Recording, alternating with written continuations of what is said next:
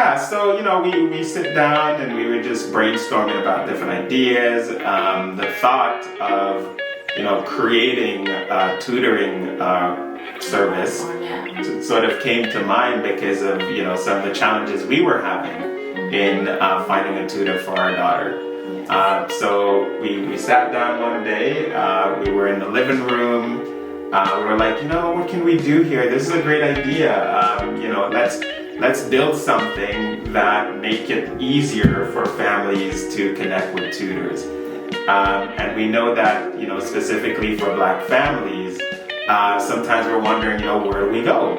Where do we find this support? We know at times it's available in schools, at times, right? But, our kids are home and they have homework to do. Maybe they need tutoring during the weekend, right? Teachers. These are just one of the many things that, we discuss. And then the thought just came to us that, we could create something that could reach out to families and to help support their kids. Exactly. So we just started to brainstorm.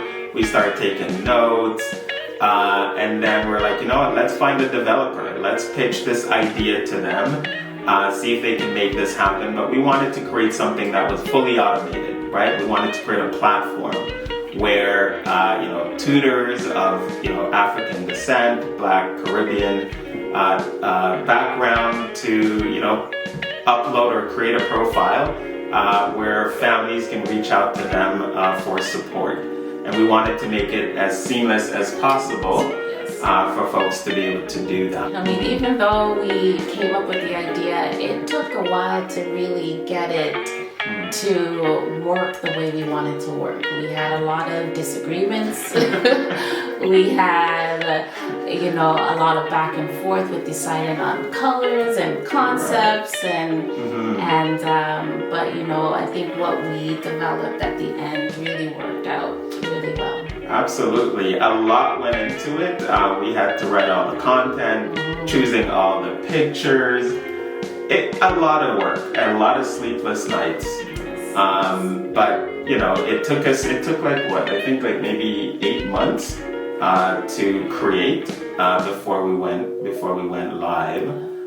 When we were checking in with other family members and friends as well, and and other professionals that we know, just to get their feedback on how it looks. Is it representative? We were concerned about colorism as well.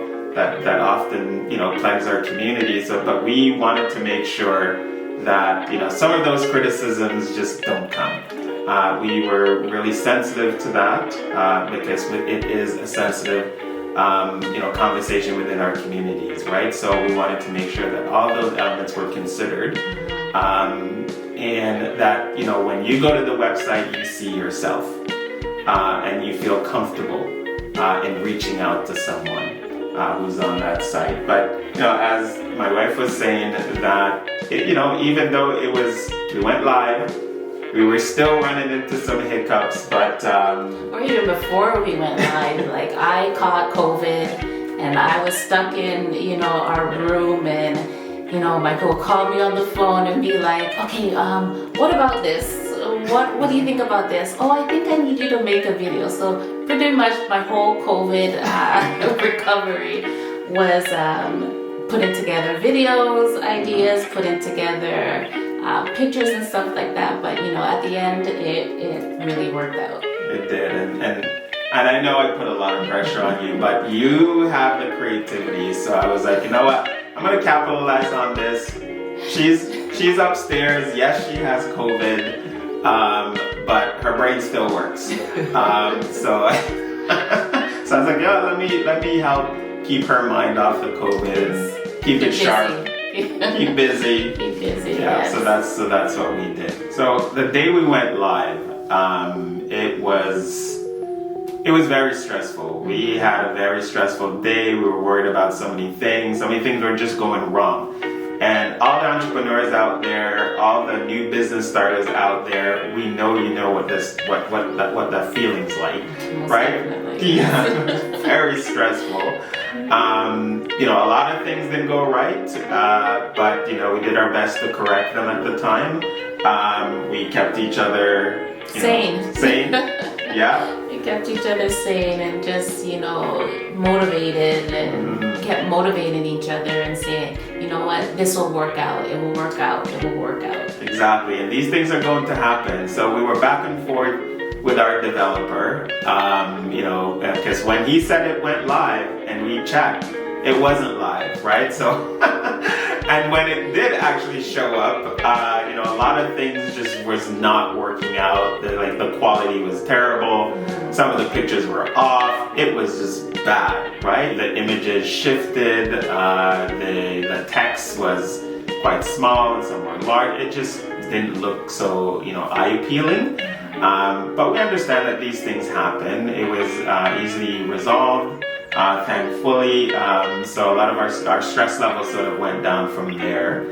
And this was the first time for us, right? The first time really being hands-on with developing a website for ourselves. And we just wanted to make sure that everything was right. Everything was the way we wanted it to look.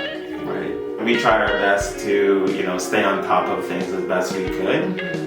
We don't do marketing, right? That is not our strong suit.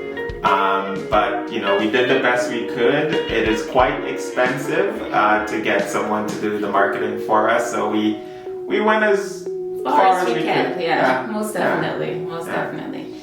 Yeah. Right. But then, you know, when we I think the first tutor who signed up after our launch was within a week or so. And I was so excited. It's working.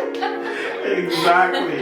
It was a great feeling to see that happen, right? Because we wanted to create a space for, you know, tutors to sort of run their own business, right? Connect with families. I mean, if you are an entrepreneur or if you are a student who's looking for some extra cash, right? Because we know you have to pay for transportation. You have to pay for your books. This is one way of doing that, is by offering those services to students who are in need of academic support, right? It's your business, basically, on our platform. But it all worked out. We're proud of what we did. And, you know, we're proud of what we did together, which is even just as rewarding to us. Definitely. Yeah.